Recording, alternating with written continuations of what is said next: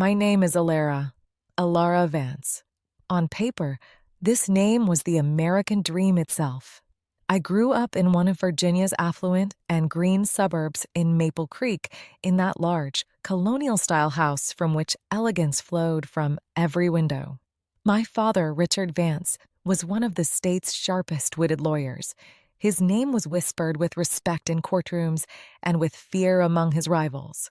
My mother, Carol Vance, was the guest of honor at every charity ball, the indispensable chair of every social committee. Her smile was as flawless as a magazine cover, her posture as fragile as a porcelain figurine. And of course, there was my older brother, Ethan, the family's golden boy, the one who went to Princeton, the captain of the school's rowing team, that perfect young man every mother dreamed of for her daughter. We were the Vance family. From the outside, we looked like something out of a Norman Rockwell painting: perfect lawns, perfect smiles, perfect lives. But the paint on that painting would crack the moment the house door closed, and the coldness that seeped from those cracks always targeted the corner where I was. Because I was not an original part of that painting. I was a later added brushstroke, that foreign element whose colors never quite matched the others, who always slightly disrupted the composition. I was the Vances' adopted daughter, and this truth, like the lemon-scented polish that had seeped into the house's walls, hung in the air at every moment. It was never allowed to be forgotten. In every person's life, there are moments when time freezes and a sound lodges in the memory like a shard of glass. For me, that moment was a Tuesday evening, just after my 12th birthday. A light rain was beating against the windows, deepening the familiar, suffocating silence inside the house. It had all started because of an art assignment I brought home from school. Our teacher had said, "Draw a portrait of your family." So I had drawn the family I had always dreamed of, the four of us holding hands, looking at the sun with huge smiles. In the drawing, Carol's hair was a warmer blonde, and in place of Richard's usual distant expression, there was a smile on his face. Even Ethan was looking at me, in that picture, not with scorn, but with love. When I placed the picture on the marble mantelpiece above the fireplace, a strange expression appeared on my mother, Carol's, face for a moment. She reached for the picture like a clumsy maid touching a priceless antique vase. Her fingertips traced over the smiling figures I had drawn as if touching dirt. "Very creative, Alara," she said. Her voice, as always, was in that smooth tone, sweet but without a drop of warmth. That evening at dinner, my father, Richard, brought up the subject. His eyes never met mine as he spoke. It was as if he were talking to an empty chair across the table. "Alara," he said, pushing the peas on his plate back and forth with his fork. "Your mother and I have talked. We need to clarify something with you. You're growing up now, and you need to understand some things fully." A lump of ice settled in my stomach. Ethan, sitting across from me, was eating his meal with the air of a triumphant commander, as usual. He knew what was happening, and it was clear from his every move that he was enjoying it. Carol interjected. She was turning the linen napkin in her hand over and over between her fingers. "You know how much we care about you. We gave you a home, sent you to good schools, provided you with everything you needed." This was not a declaration of love, but a reading of a list of services. An annual activity report of a charity. "But," she said, and that word sucked all the oxygen out of the room. "But you must never forget this." She paused. Her eyes met my father's for a moment, as if seeking some kind of approval. Richard gave a slight nod.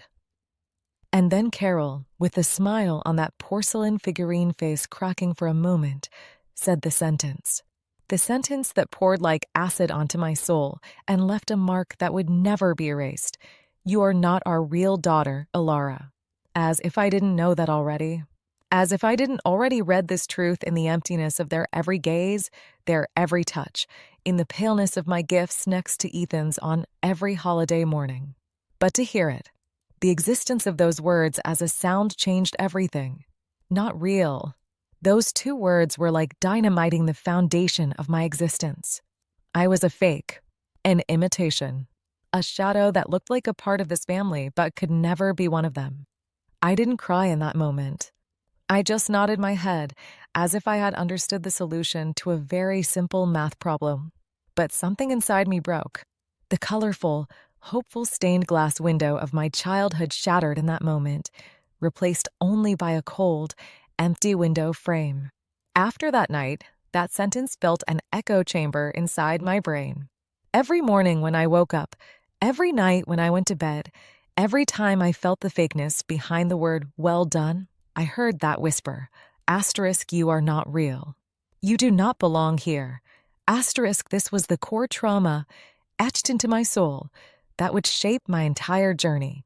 And though I didn't know it then, I would spend the rest of my life either running from this wound or searching for a reason to heal it. In the Vance family, love was not an emotion, but a performance art. And I wasn't even in the supporting cast of that performance. I was more like a forgotten prop backstage. This feeling of alienation ceased to be an abstract anxiety and transformed into a concrete, tangible pain during times like birthdays and special occasions, which should normally be the brightest moments in a child's life. I remember my 16th birthday. In America, a 16th birthday is important. It's a rite of passage. My friends had been talking about their Sweet 16 parties and the first cars they would get for months. I wasn't expecting a big party. The Vance's showy but soulless parties were not my style. But inside me, there was a tiny, trembling crumb of hope. Maybe this time, just for once, I would feel special. When I woke up that morning, the usual Saturday silence prevailed in the house. When I went downstairs, a single gift package was sitting on the kitchen table. Next to it was a card written in my mother's handwriting, "Happy birthday, Alara." I opened the package. Inside was a beige, turtleneck cashmere sweater. It was high quality, expensive, no doubt, but it was also boring, colorless, and perfectly reflected how Carol saw me: useful, unobtrusive, devoid of excitement. My favorite color was purple. I wasn't even sure if they knew that. That day, for the celebration dinner, we went to that Italian restaurant in the city we always went to, with white tablecloths and waiters who spoke in whispers. My father left the table halfway through the meal to answer a call from the office. My mother started chatting, waving at an acquaintance at the next table. Ethan was scrolling through something on his phone with boredom. I was left alone at the table. As I looked at the expensive pasta in front of me, a lump grew in my throat. This was not a celebration. This was a duty to be fulfilled. It was to put another checkmark on the list of we celebrated Alara's birthday. The real blow came a few months later on Ethan's 18th birthday. The house's garden had been turned into a veritable festival ground. The catering company, the band, the children of all the important families in the city were there. The whole place was ringing with laughter, music, and the clinking of champagne glasses. At the climax of the party, my father took a microphone in his hand. On his face was that proud, loving expression I had not seen on my birthday. "My son, my pride," he began. "Today you have become a man. You have always deserved the best in life, and we have done our best to give you that. But sometimes, even the best is not enough." Then he took a key out of his pocket. At that moment, from under the awning at the entrance of the garden, a shiny black BMW with a giant red ribbon on it slowly moved forward. The crowd applauded with enthusiasm. Ethan hugged my father. My mother was shedding tears of joy. In that moment, that perfect family portrait was complete. And I was standing just outside that portrait, holding a plastic cup, watching them. My beige sweater and his shiny black car. My quiet duty meal and his lavish festival. The difference was that simple, that cruel. It wasn't about the value of the money. It was about the value of the thought, the love, behind it. Ethan was an investment, a source of pride. I was a responsibility, a footnote. In those days, I understood that some gifts are never given. Trust, a sense of belonging, unconditional love. These were gifts that would never be wrapped, never be ribboned for me. And this lack was the invisible, cold wall around my soul that made me feel all alone, even in the most crowded rooms. My last crumb of hope that they could overcome that wall would be shattered at my family's wedding anniversary party. Richard and Carol Vance's 25th wedding anniversary was the event of the year on Maple Creek's social calendar. My mother had been preparing for this night for months. The house had been transformed into a fairy tale set.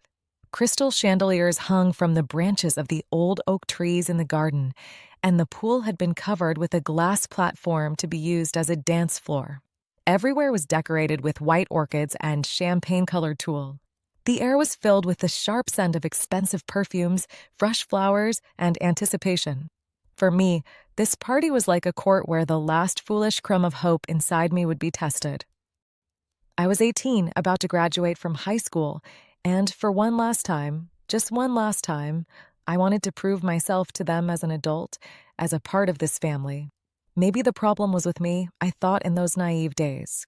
Maybe I hadn't tried hard enough, hadn't been Vance enough. So I had also been preparing for months. With the money I had saved from working at a cafe all summer, I had bought them a special gift. It wasn't a beige sweater or a boring household item. It was a small oil painting by a little-known local artist whom they both admired, depicting Maple Creek's main street in the year they were married. In that painting, there was their youth, the beginning of their dreams. This gift was my way of saying, I care about your story, I am a part of you. When the party began, I walked among the guests in an elegant, dark purple dress. I had stubbornly chosen my own color. Everyone was perfect. My father was playing the role of the charismatic host as always, joking with the guests. My mother, in her silver dress, floated like a queen, radiating light with every smile. Ethan was laughing with his group of friends from college by the pool. And I was there again. Invisible. People smiled at me politely, saying, "How you've grown, Alara," but their eyes were immediately searching for someone more important behind me. I was Richard and Carol Vance's mysterious, quiet daughter. A topic of conversation, an element of curiosity, but never a natural part of that circle. Later in the evening, an announcement was made for the presentation of gifts. As my heart pounded against my chest, I took my carefully wrapped painting and walked towards them. Ethan gave them an antique pocket watch, and my father's eyes shone with pride. When it was my turn, there was a brief silence in the room. "Mom, Dad," I began, taking care not to let my voice tremble. "Happy 25th anniversary. I hope you like it." They opened the package. My father looked at the painting for a moment with no expression on his face. He just murmured, interesting. My mother, on the other hand, said with false enthusiasm, "Oh, Alara, how thoughtful." But her eyes weren't on the painting itself, but seemed to be trying to figure out who the signature belonged to. The artist's name was not important enough. The painting was not deemed worthy of being hung next to the other expensive works of art in the living room. My gift was politely set aside, and the next one, diamond-encrusted champagne glasses brought by a wealthier guest, was greeted with enthusiasm. It was in that moment that the last light of hope inside me was extinguished. Like the last flickering flame of a candle, it vanished with a puff, leaving behind only a sooty, bitter smoke. I understood in that moment. The problem wasn't me. The problem wasn't my lack of effort. No matter what I did, no matter what I bought, no matter what achievement I made, in their eyes, I would always remain the not-real girl. My value came not from being a Vance, but from a position they had bestowed upon me, and the boundaries of that position would never expand. I blended into the crowd, a numb smile on my face. I felt like a ghost. I was a stranger in my own home, on the happiest night of the people I called my family. This was the last moment I thought, maybe this time it will be different. Because what was about to happen would change the meaning of the word different forever. All the alienation I had felt until that moment was nothing but the silence before the storm that was about to break. And that storm would break when the serious-faced men in suits entered. The party continued with the monotonous hum of fake laughter and the music of a soft-spoken jazz band. I had retreated to one of the dimmest corners of the garden, watching the ice in my drink melt. The weight of disappointment in my heart had slumped my shoulders. All I wanted now was for the night to end and to take refuge in the silence of my room. It was then that it happened. First, an abnormality was felt. The posture of the security guards at the garden gate changed. They straightened, tensed. Then, a clear, professional voice that cut through the general hum of the party was heard. "Make way, please." The music didn't stop, but it seemed to lower in volume. The conversations didn't suddenly cease, but turned into whispers. Everyone's head turned at the same time, as if on a single command, towards the entrance of the garden. First, two men entered. With their dark suits, the spiral-cabled earpieces in their ears, and their expressionless eyes that scanned everything, it was clear they did not belong at this party. They were like two steel blocks in this relaxed, wealthy atmosphere. Immediately behind them, a few more people appeared. Some had cameras in their hands, and at that moment, a few flashes went off. Each flash that went off drew momentary, ghostly portraits on the astonished faces of the guests. And then, that man walked in. He was tall, his silvery hair was graying at the temples, but his posture was ramrod straight. The navy suit he wore was flawless. On his face, he had an unforgettable expression, a mix of fatigue and wisdom, of power and a kind of sadness. The moment he stepped, an invisible force field formed around him. It was as if the air itself was displaced by his presence. People drew back from him hesitantly, and a wave of whispers spread as he moved back. My eyes, however, were on my family. My father, Richard Vance, was talking to a senator with a champagne glass in his hand. The moment the man walked in, the confident, everything under control expression on my father's face froze. The hand holding the glass remained suspended in midair. His eyes widened with an emotion I had never seen before in my life, shock and maybe fear. My mother, Carol, was even worse. That porcelain figurine was as if it had fallen from a high shelf and shattered into 1,000 pieces. The social queen mask on her face completely fell. She covered her mouth with her hand, her eyes wide as saucers. Her expression at that moment was like that of someone who had seen a ghost. It was as if she felt the foundations of the perfect world she had carefully built for years were shaking. Even Ethan, that always indifferent and carefree Ethan, was frozen. The laughter he was sharing with his friends was stuck in his throat. His eyes darted between the man who had arrived and his father, trying to understand what was happening. In that moment, the whole party had stopped. Time had slowed down. The only ones moving were the group that had just entered and the wave of whispers that formed around them. The bodyguards, casting sharp glances around, quietly cleared a path through the crowd. The man, without making eye contact with anyone, was moving with heavy steps, as if searching for a specific target. And I, in that dim corner, with my heart beating like crazy, was watching this scene. I didn't know who this man was. I didn't know why he was here. But I knew one thing very well. His presence had shattered the carefully protected, shiny bubble of the Vance family. In that moment, the frozen expression on my family's faces gave me a strange, dark sense of satisfaction in return for all the humiliations, all the times I had been ignored, that had accumulated inside me for years. They, for the first time in their lives, had lost control. And the storm was just beginning. As the man advanced, the whispers began to spread like a wildfire. At first, they were indistinct murmurs, then words began to take shape. I heard the wife of the city's mayor, standing at the table next to me, holding her breath and leaning towards her friend. "Oh my God, is that him? I can't believe it. That's Governor Croft." "The governor?" The words circulated through the crowd like an electric shock. Governor Julian Croft. The man we saw on the news every evening, whose picture was on the front pages of the newspapers. The most powerful man in the state. Why was he here? Richard Vance was an important lawyer, yes, but they were not close enough for the governor to drop in on a house party unannounced. This was not a social visit. This was an invasion. While everyone's attention was on the governor, mine was somewhere else entirely. I wasn't seeing his title, his status. I was only seeing his face. In that moment, in the depths of my brain, a door that had been locked for years creaked open. That face, the sadness in those eyes, the determined line of his jaw. I didn't know him, but a part of me, a string in the deepest part of my soul, knew him. It was as if he were a piece of a dream, of a forgotten memory. Governor Croft continued to advance, ignoring the astonished looks around him. His eyes scanned the crowd. For a moment, his eyes met mine. It was only a second, but that 1 second felt like an eternity.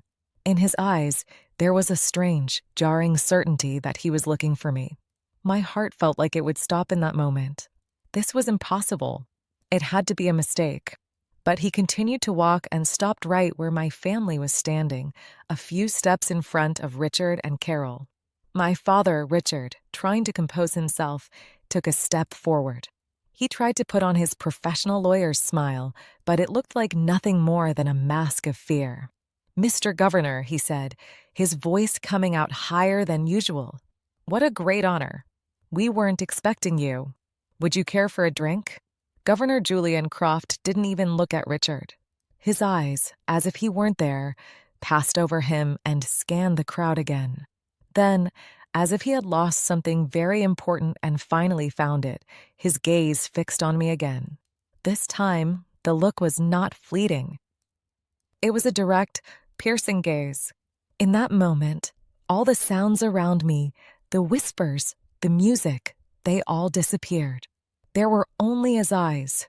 And under that gaze, the locked door in my brain swung wide open. An image shot out from the depths of my mind. A little girl, at a park. She had fallen off a swing, crying, and a man running towards her. His face worried, his eyes full of love. That man, was this a memory?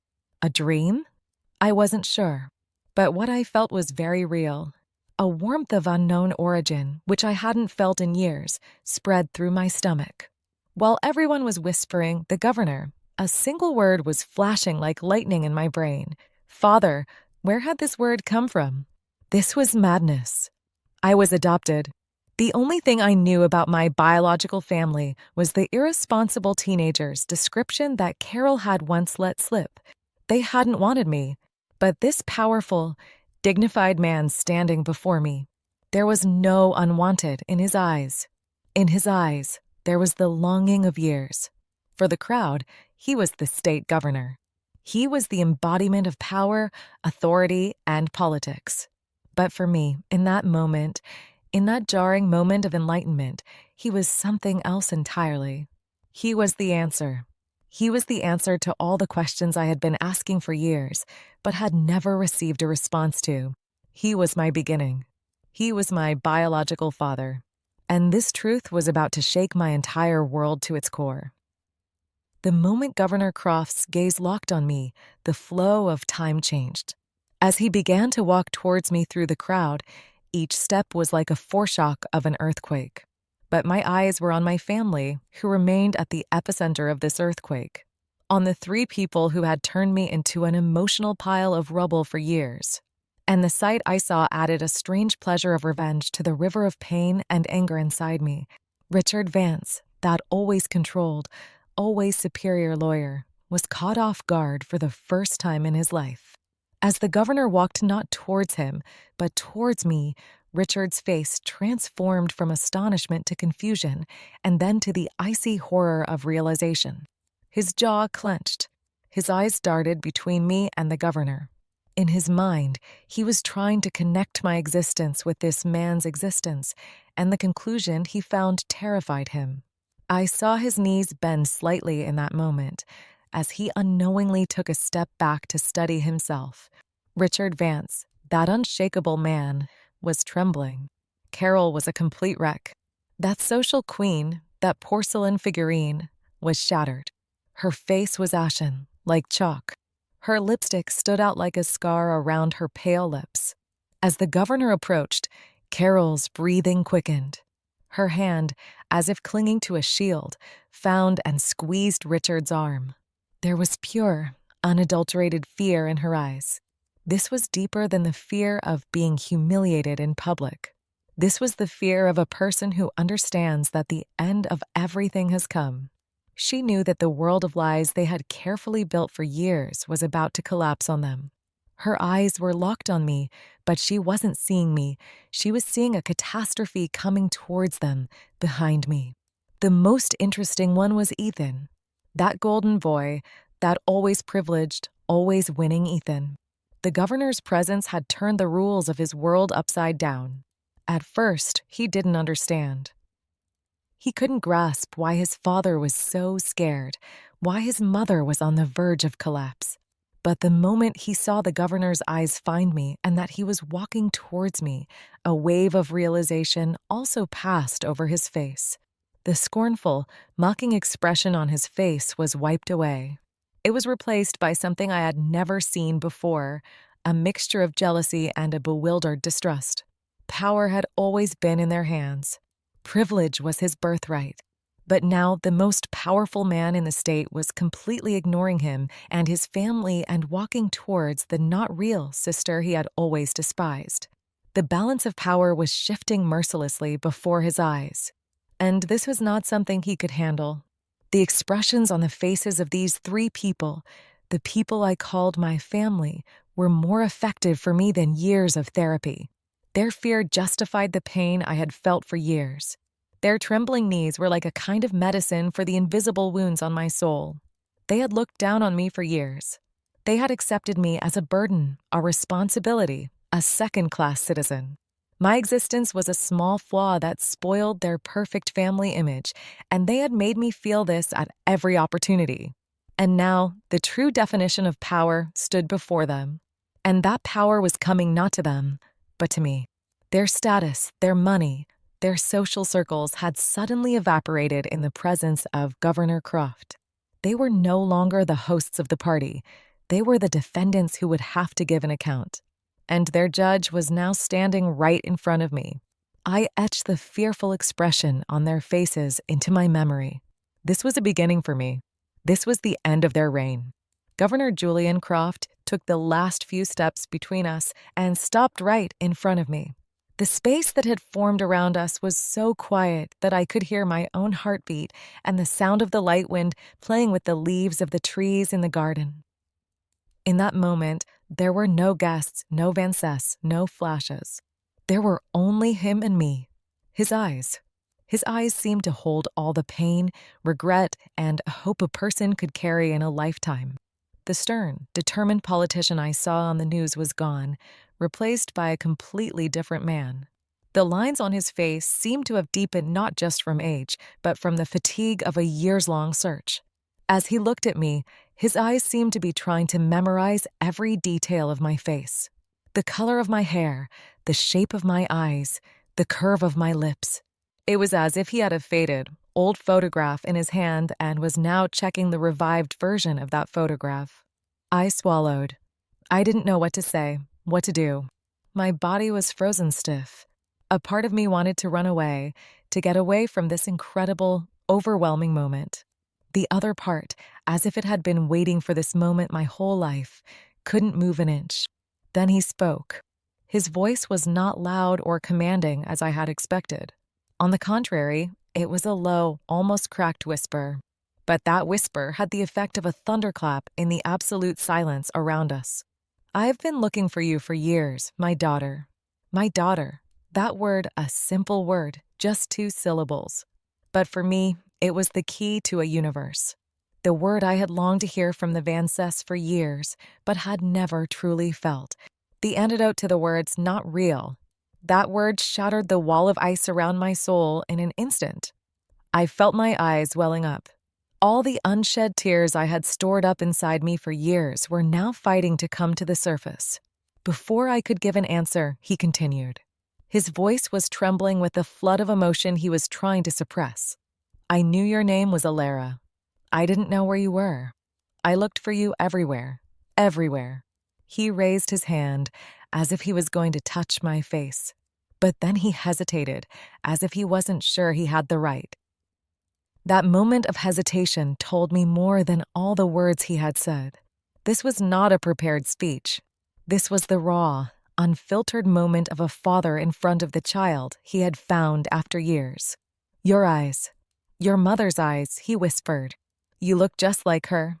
My mother. Another locked door opened. My biological mother. I had never thought of her. I had not been allowed to think of her. She was just one of the irresponsible teenagers in the story the Vances told. But now, with this man's voice, she was turning into a face, and I, a memory. In that moment, the years of rejection, all those birthdays, all those times I was ignored, seemed to be melting away with the warmth of this single sentence. I had been wanted. Not only wanted, but searched for. Desperately, for years. Someone had fought for me. I was not a mistake, not a burden. I was a loss. And now I had been found. This feeling was so strong, so overwhelming, that I felt my knees give way. My head was spinning. And just before I fell, Governor Croft took that last step, overcame his hesitation, and wrapped his arms around me. That embrace was not the embrace of a stranger. It was like coming home. A home I had never known, but that my soul had always been searching for. And I, in the arms of the state governor, my biological father, began to truly cry for the first time in my life. My biological father's, arms were like a sanctuary around me. In that moment, the world was left outside. But that moment could not last forever. When I slowly pulled back, with my face wet with tears, I returned to the frozen silence of the rest of the party. And the first to break that silence was Richard Vance. On his face was the feigned, sincere expression that a lawyer would wear to save the most difficult case. He came to our side in a few steps. He was no longer trembling. Instead, a false confidence, trying to take control of the situation, had taken its place. "Julian," he said, daring to call my father by his first name, as if they were old friends. "Julian, I understand what a huge shock this is for you. It is for us too, but you should know that." He paused, as if searching for the most effective sentence. "We have always loved Alara. We raised her as our own daughter." This lie was so blatant, so audacious, that I couldn't stop a bitter laugh from escaping my lips. Me? Loved? The beige sweaters, the duty meal celebrations, the ignored paintings. My life flashed before my eyes like a film strip. And in that film, there was not a single frame of love. Carol immediately took her place next to her husband. Her eyes were still full of fear, but now she was trying to hide that fear under a mask of motherhood. She tried to stroke my arm with her hand, but I instinctively pulled back. Her touch was as cold as a piece of ice. "Of course we loved her," she chirped, her voice shaky and unconvincing. "She is our little girl. We gave her the best of everything. Didn't we, Alara?" She had fixed her eyes on me, as if pleading. She was waiting for my approval. The approval she had never given me for years, she was now begging for from me. Governor Croft turned to them. The fatherly, emotional expression on his face was gone, replaced by a mask as hard as steel. His eyes, like an X-ray machine, seemed to be penetrating to the darkest corners of the Vances souls. "You loved her, Richard," he said, his voice calm but carrying a deadly threat. "Really? You hid her from me for 18 years. You didn't say a word. You didn't even make a phone call. I thought my daughter was dead. And you raised her as your own daughter, is that right?" "There's a misunderstanding," Richard interjected. We didn't want her past to upset her. We wanted to protect her." "Protect her." The governor's voice rose an octave. "You wanted to protect her from me? Or were you afraid that a scandal like me would ruin this little, perfect life of yours?" In that moment, everything fell into place. They hadn't protected me. They had protected themselves. My existence was proof that something had gone wrong in the adoption process, that perhaps something illegal had transpired. If they had known they were adopting the governor's daughter, it would have changed their lives forever. But they had chosen silence, their own comfort, their own lies. "We always loved you, sweetie," Carol whispered again, desperately. Without taking my eyes off her, I spoke in an icy voice. For the first time in my life, I was raising my voice to them. "No," I said. "You didn't. You tolerated me. I was a charity case for you, a role you had to play for your social circle. But love, you don't even know what love means." Then I turned to my father, my real father. "Get me out of here," I whispered. "Please." Governor Croft nodded. He placed a hand on my shoulder, protectively. He gave a signal to his bodyguards. As we walked through the crowd towards the exit, I saw the scene I was leaving behind. Richard Vance, with a face as white as a sheet, was looking at the ground, having realized he had lost the case of his life. Carol, on the other hand, had covered her face with her hands and was shaking silently. That porcelain figurine had finally cracked completely. Their attitudes could change so easily in the face of power. Minutes ago, I was their not real, worthless daughter. Now that it turned out I was the governor's daughter, I had suddenly become their always loved little girl. This was not love. This was fear. This was self-interest. And this hypocrisy had forever severed the last, weak bond between us. Our departure from the party was like a dream. The governor's bodyguards opened a corridor for us through the whispering, shocked crowd. With every step, the sounds of the life I was leaving behind grew quieter. The jazz music, the bewildered murmurs, Carol's suppressed sobs. They were all left behind a slowly closing door. We got into a black car with tinted windows. The moment the door closed, all the noise of the outside world was cut off, replaced by a strange, intense silence. The man sitting next to me was my father, my biological father, the state governor. These facts were spinning in my brain, but they couldn't quite settle into place. As the car moved, I watched the outside through the window. We were passing through the familiar streets of Maple Creek. I had a memory at every corner. I had learned to ride a bike in that park over there. I had ordered something by myself for the first time at that ice cream shop. I used to wait for the school bus on the street. But now all these memories felt foreign, as if they belonged to someone else's life. This place I had called home for 18 years now seemed like a film set. My role was over and I was leaving the set. Inside me, there were two storms at war with each other. On one side, there was the cold, loveless life in the Van Cess house. The gnawing pain of rejection, of alienation, of being not real. There was an incredible sense of relief that I was free from that life. I no longer had to endure those fake smiles, those obligatory celebrations. I would no longer be the invisible ghost of that house. This was a kind of freedom. But on the other side, there was a terrifying void. Who was I? Alara Vance, Richard and Carol's adopted daughter, Ethan's sister. This was my identity. For better or worse, it was the only reality I knew. Now that identity had been suddenly taken from me, I was no longer a Vance. So what was I? A Croft? The governor's daughter? These titles felt like a foreign coat, several sizes too big for me. The governor, Julian, my father. I didn't even know what to call him. He broke the silence. His voice was soft. "Are you okay?" I nodded my head yes, but it was a lie. I was not okay. I was in pieces. It's just a lot I managed to murmur. "I know," he said. "I know, Alara. I can't even imagine how hard this is for you. But I will tell you everything. I swear." In that moment, I was suspended between two worlds. Behind me was a family that had never truly wanted me. A cold, distant, but at least familiar, known world. In front of me was a father who said he had been looking for me for years, and a life I knew nothing about. This life promised power, wealth, and perhaps love. But it was also full of unknowns. Who was I? Was I the quiet and withdrawn Alara, raised with Richard Vance's pragmatism, overshadowed by Carol Vance's social ambitions? Or was I a completely different woman, carrying Julian Croft's blood, perhaps as determined, as strong as him, Where did I belong? To the Vance S. Large empty house?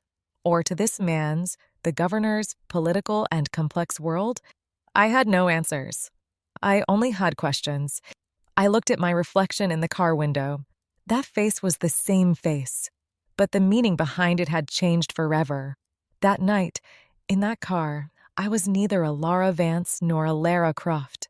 I was a nothing, stuck between two families, between two lives, between two identities. And finding my own place, my own truth, would be the most difficult struggle of my life. As the governor's car moved away from the city lights and turned onto the protected, tree-lined road where the state mansion was located, the tension inside me increased even more. This was a place I had seen on the news, protected by iron bars and security guards, an almost legendary place. And now I was entering behind those bars into a completely different life. Inside the mansion, we went into a large study. It was a room with a high ceiling, walls lined with books, and the smell of old paper and leather in the air. The fire burning gently in the fireplace warmed the formal atmosphere of the room a little. Julian, or my father, as I still didn't know how to address him, took off his jacket and sat in the leather armchair opposite me. He had the same tired but determined expression on his face that I had seen since the first moment at the party. "I don't know where to begin," he said, clasping his hands in front of him. "Perhaps from the very beginning." And he began to tell the story. He told of his love for my mother. They had met when they were young, idealistic university students. The woman he described was so different from the irresponsible teenager image in my mind. She was a passionate, intelligent woman who loved art.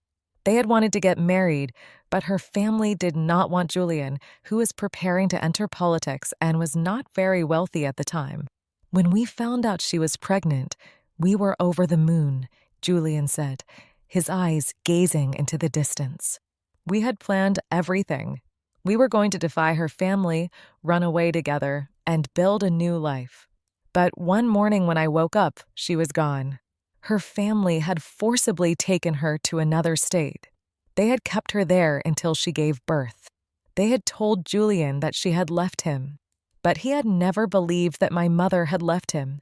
He had searched for her for months. When he finally confronted her family, they had told him the most painful lie. The baby, me, had died at birth. For years, Julian said, his voice hoarse. For years I mourned you, Alara. It was the biggest regret, the biggest pain of my life. The pain of not being able to protect her, of not being able to protect you. He told me that my mother had truly passed away in a car accident a few years later. Julian had entered politics, risen, become the most powerful man in the state. But the void inside him had never filled. A few months ago, an elderly relative from his mother's family, on their deathbed, unable to bear the guilt, had sent him a letter. And in that letter, they had confessed everything, that the baby had not died, but had been given to a lawyer and his wife in Virginia through a secret adoption process. From that moment on, I used all the resources at my disposal, he said. I hired private detectives, researched old records. And finally, I found you. I found the Vance family. That's why I came to that party. I wanted to see you, to be sure. As I listened to him, two different father figures came to life in my mind. On one hand, there was Richard Vance, the man who had taken me into his home as a social responsibility project, who had provided me with material means but had left my soul hungry. For him, I was a duty to be fulfilled. His understanding of fatherhood consisted of paying school fees and putting food on the table. He had never wanted me. He had only accepted me. On the other hand, there was Julian Croft, the man who had mourned me for years from the moment he thought he had lost me, and who had mobilized all his power and resources to find me when the slightest glimmer of hope appeared. He was not promising to lay the world at my feet. He had already moved worlds to find me. For him, I was the missing piece of his life. He was not just accepting me, he was searching for me. The chasm between the two fathers was as deep as an ocean. One had given me a roof, The other was giving me an origin, a story. One had made me invisible, the other had used spotlights to find me. Richard's love was conditional. I could be tolerated as long as I fit into his world. Julian's love, on the other hand, was built on my very existence. That night in that room, I understood the place of the two fathers in my life. Richard Vance was not my biological father, but more importantly, he had not been my real father either. He was just a warden. This tired, grieving man sitting opposite me, beyond our blood ties, was making me feel for the first time what fatherhood meant with his search for me, with his desire for me. This would be the most fundamental stone of the choice I would make of the new life I would build. That night in the mansion, I slept in one of the guest rooms. The bed was so large that I felt lost in it, but for the first time in years, when I woke up, the familiar weight on my chest was not there. As I looked at the ceiling of my room, the cruel whisper that echoed in my mind, "You are not real," was gone. In its place was a new, trembling but strong thought. I was the girl who was searched for. When I woke up the next morning, I still couldn't believe how much my life could have changed in one day. When I went downstairs, Julian was waiting for me in the kitchen. He wasn't wearing his formal suit. He had a simple t-shirt and jeans on. He was sitting at the table with a cup of coffee in his hand, and his face had a more rested expression than yesterday. "Good morning," he said, smiling. This was nothing like the distant morning greetings at the Vances house. This was a real smile. I sat at the table. There was a moment of silence. Neither of us knew what to say. It was impossible to fill an 18-year gap with a few hours of conversation. But that silence was not tense and cold like at the Vances house. This was the cautious but hopeful silence of two people trying to get to know each other. That day and the few days that followed were a process of discovery. Julian, despite the intensity of state affairs, dedicated most of his time to me. He showed me around the mansion, showed me old family photos. He told me the memories he hadn't told, the funny moments with my mother, his youthful dreams.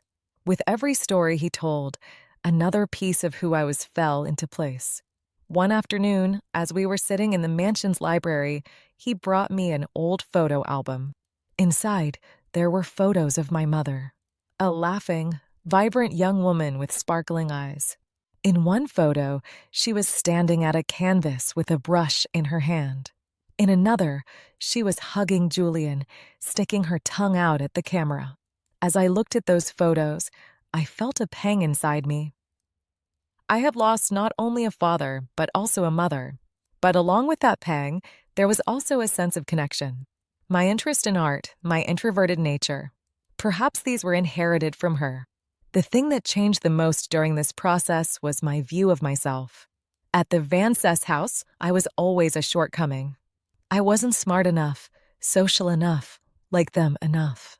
My worth was always measured by their expectations, and I could never meet those expectations. My achievements were ignored, and my mistakes were met with an "what did you expect anyway" attitude. But now, the situation was different. When Julian talked to me, he didn't ask about my grades in high school or which clubs I was a member of. He asked what I thought, what I felt, what my dreams were. One day, when I told him about buying that painting with the money I had saved from working at the cafe, his eyes filled with tears.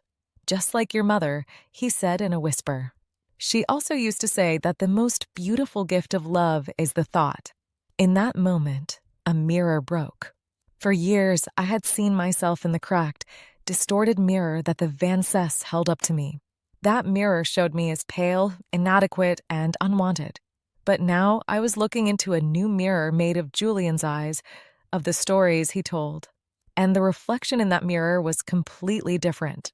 In that reflection, there was a valuable, wanted, loved girl. A girl with roots, with a story. My last name was still officially Vance. That address was still written on my ID. But these were now just meaningless details on paper. Inside me, in the depths of my soul, my fate had changed. I no longer defined myself by my worth in the eyes of others. I was no longer the unwanted girl. I was Julian Croft's daughter. I was the daughter of that passionate, artistic-spirited woman. And most importantly, I was Alara, who was beginning to find her own worth, her own story. This was the greatest wealth which money or status could not buy.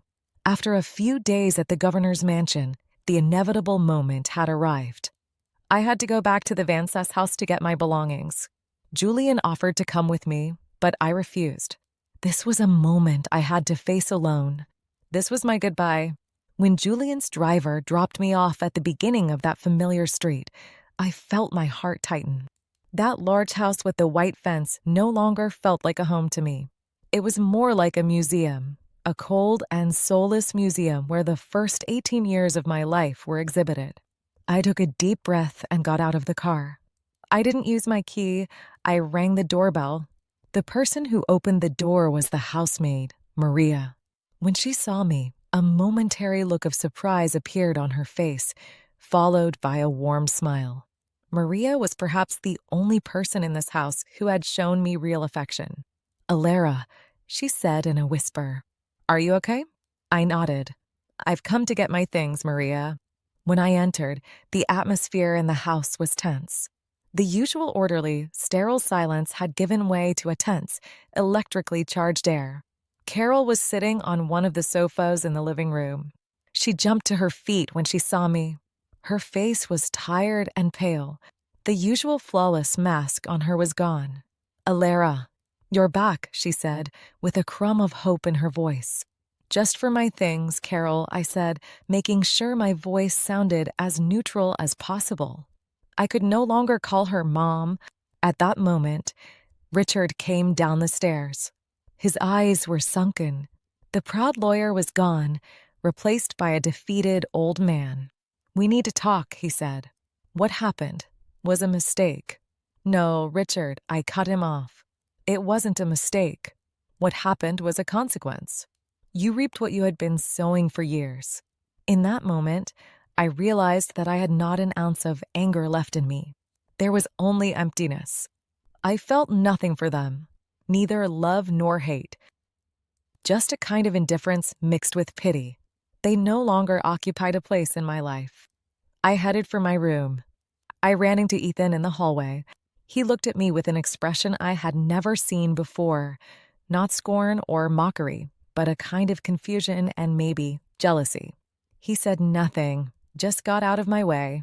In that moment, I once again understood how high the invisible wall between us was. We had never been siblings. My room was just as I had left it. The posters on my walls, the purple cover on my bed, the books on my desk. They all belonged to a girl who no longer existed. I quickly began to pack my things. I filled my suitcases with my clothes, my books, a few personal items. In the very back of my desk drawer, I found the family portrait I had drawn on my 12th birthday. For smiling figures holding hands. I looked at the picture for a moment. Then, without any hesitation, I tore it up and threw it in the trash. When I came downstairs with my suitcases, they were both waiting for me in the living room. They wanted to say something. It was clear from their faces. Maybe an apology, maybe an explanation. But it was too late now. I walked to the door. When I reached the threshold, I paused and turned around. I looked at that house one last time. At the walls full of memories, at the roof under which I had never been truly loved, at the shiny floor on which I had only been a guest. This house had been my prison, and now it was time for my release. "Goodbye," I said. It was a farewell sentence, but there was no sadness in it. There was only a certainty, the end of a chapter. I turned my back without waiting for an answer, opened the door, and walked out. I gently pulled the door shut behind me. The solid sound that door made as it closed was like a punctuation mark, a clear and definite period at the end of a sentence. As I walked towards the car waiting for me, I felt a weight lift from my back, the weight of the past. I was no longer Alara Vance. I was no longer that unwanted, not real girl. By closing that door, I had left not just a house, but a life. Now, a blank page lay before me, and it was time to fill that page with my own story. When people looked from the outside, They thought my life had turned into a fairy tale. In the news, in the newspapers, headlines read, "Governor's lost daughter found." Suddenly, I had become the most talked about person in Virginia. People imagined that I had gone from being a poor girl to a princess, that I had started living in a palace. The truth, however, was much more complex and much less magical. Yes, I was now living in a governor's mansion. Yes, there were servants and bodyguards around me, but this new life was not a palace, but an emotional construction site. We, Julian and I, were trying to build a new relationship on the rubble of 18 years. And this was incredibly difficult. The first few weeks passed with a strange politeness and awkwardness. We had breakfast together, asked each other daily simple questions. How was your day? Do you need anything? But under these conversations, there was an ocean of unspoken words. We didn't know each other's favorite color, biggest fear, how we took our coffee. We were more like two strangers trying to be nice to each other than a father and daughter. Julian made an incredible effort. In between all those intense meetings about the state, the endless phone calls, he created every opportunity to spend time with me. Sometimes in the evenings, we would just sit quietly in the library and read books. Sometimes we would jump in the car and go to small towns where no one would recognize us and eat ice cream like ordinary people. These moments were the most precious ones, because in these moments he was not the governor and I was not the governor's daughter. We were just a father and daughter trying to get to know each other. He told me about his youth, his mistakes, his dreams. I, in turn, told him about my quiet, invisible life at the Vances house.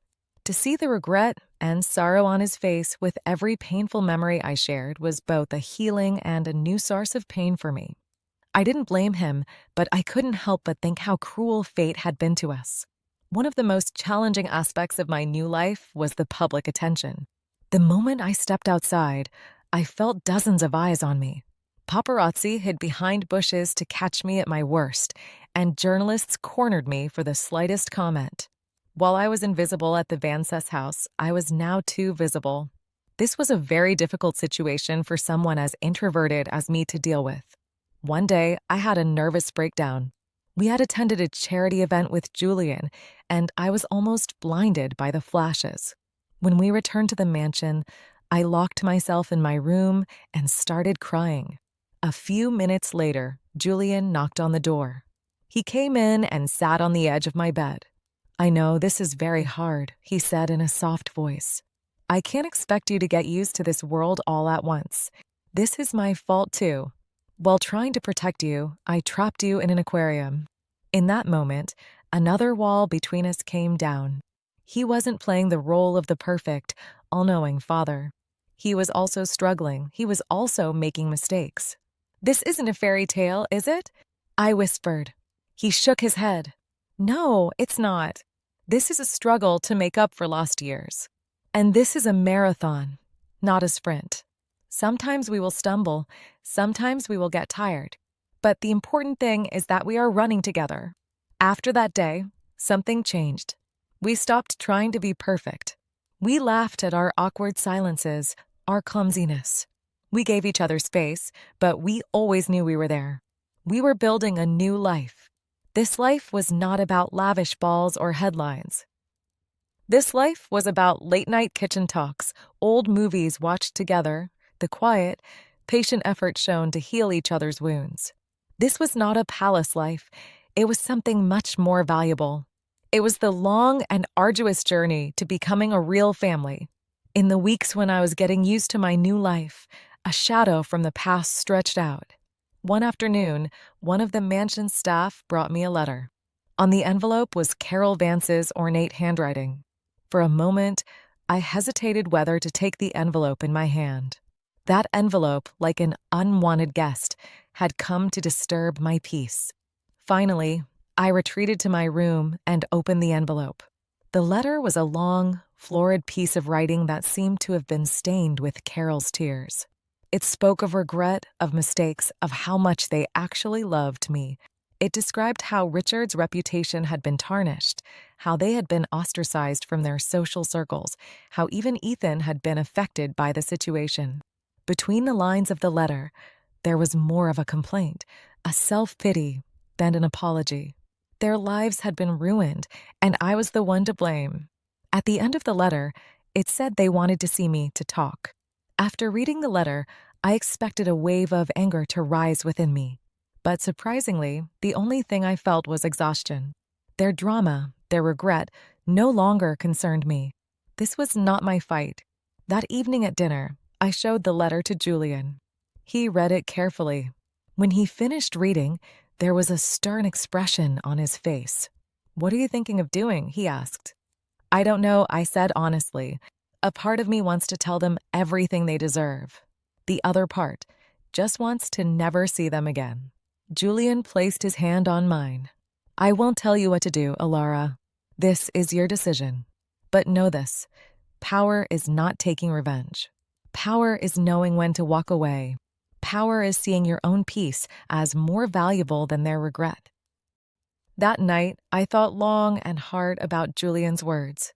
What would confronting the Van Cess gain me? Would shouting at them alleviate the pain inside me? No, it would only reopen old wounds. Their regret, even if sincere, would not bring back my 18 years.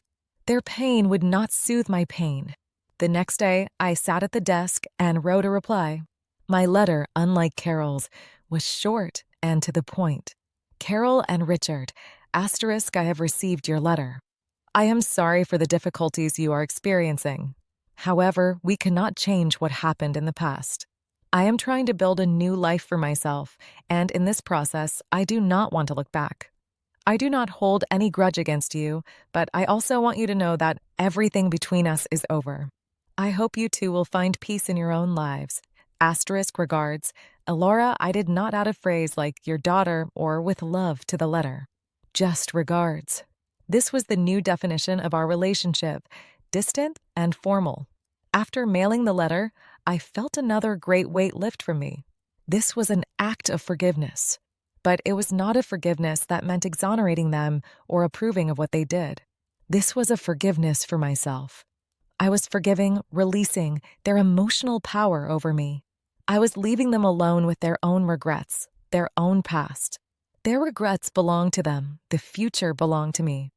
I could forgive them because I no longer wanted to spend energy even to hate them, but I would never forget, because that past, those pains, had made me who I am today. And I, with the lessons I learned from those pains, would build my own future. I would no longer walk in their shadow, but in my own light. This was the most important emotional maturity I had reached, to be able to set boundaries and to be able to move on with my own path. Months chased months. Autumn gave way to winter, and winter to the fresh start of spring. During this time, my life slowly found its own rhythm.